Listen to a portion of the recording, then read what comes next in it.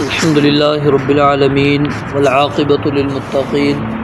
والصلاة والسلام على سيد الأنبياء والمرسلين أعوذ بالله السميع العليم من الشيطان الرجيم من همزه ونفخه ونفثه بسم الله الرحمن الرحيم ومن يهاجر في سبيل الله اور جو کوئی ہجرت کرے اللہ تعالیٰ کے راستے میں یجد وہ پائے گا فی الارض زمین میں مراغماً کثیرا وسعتاً پناہ کی بہت سی جگہ وسعتاً اور بڑی وسعت ومن یخرج اور جو کوئی نکلے من بیتہ اپنے گھر سے مہاجراً الی اللہ ورسولہ اللہ اور اس کے رسول علیہ الصلاۃ والسلام کی طرف ہجرت کرتے ہوئے ثم پھر یدرکہ پالے اس کو الموت موت فقد پس یقیناً وقع واقع ہو گیا اجرہ اس کا اجر علی اللہ اللہ تعالیٰ پر وکان اللہ غفور الرحیم اور اللہ تعالیٰ ہمیشہ سے بے حد بخشنے والا نہایت مہربان ہے۔ اس آیت مبارکہ کے اندر اللہ رب العالمین نے مسلمانوں کو ترغیب دی ہے، خاص طور پر مکہ سے ہجرت کر کے مدینہ کی طرف آنے کی، یا پھر جہاں پر ایسے علاقوں میں مسلمان رہتے تھے ان کو دین پر عمل کرنا وہاں پر مشکل تھا، ان کو ترغیب دی گئی تھی کہ تم نے مدینہ کی طرف ہجرت کر کے آنا ہے۔ تو اللہ رب العالمین فرماتے ہیں وَمَن يُهَاجِرْ فِي سَبِيلِ اللَّهِ جو کوئی اللہ کی راہ میں ہجرت کرے گا یجد فی الارض مراغماً کثیرا وسعا، ہجرت کرنے والے کو دو چیزیں اس کے سامنے ہوتی ہیں۔ ظاہر ہے جہاں پر بندہ رہ رہا ہوتا ہے وہاں پر اس کا اپنا مکان ہوتا ہے، اپنی زمین ہوتی ہے، کاروبار بھی اپنا موجود ہوتا ہے۔ تو جب بندہ علاقہ چھوڑ کے دوسرے علاقے کی طرف جا رہا ہوتا ہے اب اس کو یہی دو پریشانی ہوتی ہے کہ میں نے کھانا کہاں سے ہے اور میں نے رہنا کہاں پر ہے۔ تو اللہ رب العالمین نے یہاں پر دونوں چیزیں بیان فرما دی کہ جو بندہ بھی اللہ رب العالمین کی راہ میں ہجرت کرے گا یجد فی الارض وہ پائے گا زمین میں مراغماً، مراغماً یہ اسم ظرف ہے، یعنی کہ موضع رغم الاعداء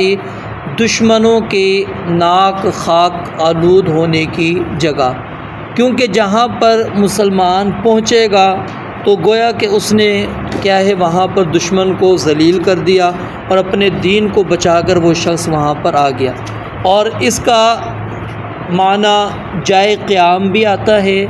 اور پناہ کی جگہ بھی آتا ہے۔ تو یہاں پر مراغماً کا جو ہم نے معنی کیا ہے وہ کیا ہے؟ پناہ کی جگہ۔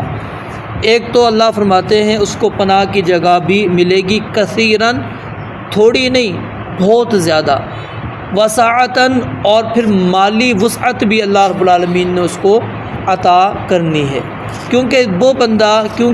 اللہ کے لیے وہ اپنے علاقے کو اپنے وطن کو چھوڑ کر آ رہا ہے تو اللہ رب العالمین نے اس شخص کی ضمانت لی ہے۔ ایسے بندے کی نبی علیہ الصلوۃ والسلام نے فرمایا ضمانت ہے اللہ رب العالمین پر جو اللہ کے دین کی وجہ سے اللہ کے لیے وہ اپنے علاقے وطن کو چھوڑتا ہے، اللہ رب العالمین اس کو جگہ بھی دیتے ہیں اور اللہ رب العالمین اس کو رزق بھی دیتے ہیں، یہ اللہ کا وعدہ ہے۔ وَمَن يَخْرُجْ مِن بَيْتِهِ مُهَاجِرًا إِلَى اللَّهِ وَرَسُولِهِ اب یہاں پر تذکرہ ہے کہ بندہ اپنے گھر سے نکل چکا ہے لیکن وہ پہنچا نہیں، راستے میں ہی تھا، فقد یدرکہ الموت، موت نے اس کو پا لیا۔ اب چاہے اس نے ایک قدم باہر نکالا تھا اپنی بستی سے، چند قدم ہی چلا تھا، اللہ رب العالمین نے اس کو اس کی نیت کے مطابق کیا دے دینا ہے؟ اجر دے دینا۔ انما الاعمال بالنیات، اعمال کا جو دار و مدار ہے وہ کس پر ہے؟ نیتوں پر ہے کہ انسان کی نیت کس چیز کی تھی۔ پھر وہ صحیح بخاری کی ہی حدیث کو اگر آگے آپ پڑھیں، فمن کانت ہجرتہ الی اللہ ورسولہ فہجرتہ الی اللہ ورسولہ، جس کی ہجرت اللہ کی طرف تھی، اس کے رسول کی طرف تھی، اس کی یقیناً ہجرت اللہ اور اس کے رسول علیہ السلام کی طرف تھی۔ ومن کانت ہجرتہ الی دنیا، دنیا کے لیے بندے نے کی، کیونکہ بس اوقات بندہ دنیا کمانے کے لیے ایک علاقے سے دوسرے علاقے جاتا ہے، فرمایا کہ وہ اس کو دنیا یصیبھا مل جائے گی۔ او امرأۃ، یا پھر بندہ ہجرت کرتا ہے کہ کسی عورت سے نکاح کرنے کی نیت سے، ینکحھا، وہ اس سے نکاح کر لے گا، لیکن اس بندے کو یعنی جو اللہ کے اور اس کے رسول علیہ السلام کے علاوہ ہجرت کرتا ہے، اس کو اجر اور ثواب نہیں ملتا۔ اس کا کیونکہ نیت کیا تھی؟ مال و متاع، اس کی نیت تھی نکاح کرنا، تو وہ اللہ کے نبی علیہ السلام نے فرمایا کہ انسان کو حاصل ہو جاتا ہے لیکن اجر ثواب حاصل نہیں ہوتا۔ لیکن جو اللہ اور اس کے رسول علیہ السلام کے لیے نکلے گا، فقط وقع اجرہ علی اللہ، اگر جب وہ اپنی منزل پر نہیں پہنچا، اس کا اجر اللہ رب العالمین پر کیا ہو چکا ہے؟ واقع ہو چکا ہے۔ اور اس کے اندر ایک تو وہ حدیث مبارکہ بھی ہمارے سامنے ہے کہ جس کے اندر ایک شخص نے 99 قتل کرنے کے بعد پھر 100 قتل کیے، 100 قتل کرنے کے بعد جب اس نے مسئلہ مزید پوچھا تو اس کو پھر بتلایا گیا کہ ہجرت کرو۔ اب وہ شخص نکلا ہی تھا اپنی بستی سے اور فوت ہو گیا تھا، اللہ رب العالمین نے کیا ہے اس کو معاف کر دیا۔ کیونکہ اب وہ ہجرت کی نیت سے اپنے علاقے سے نکل چکا تھا۔ اور اسی طرح خالد بن حزام رضی اللہ تعالیٰ عنہ، وہ حبشہ کی طرف ہجرت کرنے کے لیے نکلے، لیکن ان کو راستے کے اندر سانپ نے ڈس لیا، تو ان کے بارے میں اللہ رب العالمین نے پھر یہ آیت مبارکہ نازل کر دی۔ اب یہاں پر ایک اور چیز سمجھ لیں، آپ حدیث پڑھیں گے صحیح بخاری کے اندر موجود ہے کہ لا ہجرت بعد الفتح، کہ فتح مکہ کے بعد ہجرت نہیں ہے، فتح مکہ کے بعد ہجرت نہیں ہے۔ اس کا معنی کیا ہے کہ اب کوئی شخص مکہ سے ہجرت کر کے مدینہ نہیں آ سکتا، کیونکہ مکہ کیا ہے اب مسلمانوں کی ہی ملکیت بن چکا ہے، اسلام وہاں پر آ چکا ہے، اب وہ مسلمانوں کی ملکیت ہے، اس لیے اب اس علاقے کو چھوڑ کر مدینہ آنے کی ضرورت نہیں۔ تو یہ ہے لا ہجرت بعد الفتح، کہ فتح مکہ کے بعد اب ہجرت نہیں ہے۔ جہاں تک تعلق ہے عام ہجرت کا کہ اب کیا بندہ ہجرت کر سکتا ہے، یعنی ایک علاقے سے دوسرے علاقے کی طرف وہ بندہ جانا چاہے تو جا سکتا ہے یا نہیں؟ ہاں، جہاں پر اس کے دین کے لیے اس کو یعنی کہ مسئلہ ہے، پتہ ہے کہ دین کے اوپر عمل کرنا میرے لیے مشکل ہے، اس شخص کو وہاں سے ہجرت کرنی چاہیے۔ بلکہ امام مالک رحمۃ اللہ علیہ وہ تو بیان کرتے ہیں کہ کسی شخص کے لیے ایسی جگہ پر رہنا جائز نہیں ہے جہاں سلف کو گالیاں دی جاتی ہوں۔ سلف سے مراد کون ہوتے ہیں؟ اصحاب رسول صلی اللہ علیہ وسلم، نبی علیہ السلام کے صحابہ، یعنی صحابہ کو جہاں پر برا بلا کہا جاتا ہو، گالیاں دی جاتی ہوں، امام مالک رحمۃ اللہ علیہ کہتے ہیں کہ بندہ وہاں پر پھر نہ رہے، وہ اس علاقے کو، اس بستی کو چھوڑ کر دوسری بستی کے اندر چلا جائے۔ ایک تو یہاں سے جو چیز یعنی کہ ان کے قول سے ثابت ہوتی ہے وہ کیا ہے کہ ہمارے لیے یہ جو سلف ہیں یعنی صحابہ کرام رضوان اللہ علیہم اجمعین، یہ ایک معیار ہیں